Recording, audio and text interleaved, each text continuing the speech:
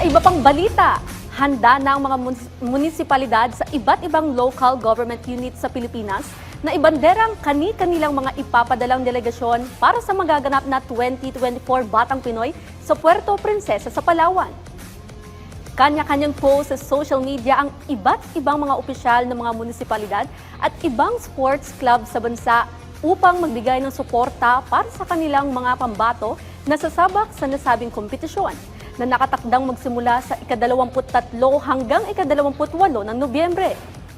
Todong suporta ang natanggap ng mga batang atleta gaya ng cash allowances, mga damit, sapatos, at iba pang mga kagamitang kakailanganin ng bawat individual para sa kani-kanilang sports event.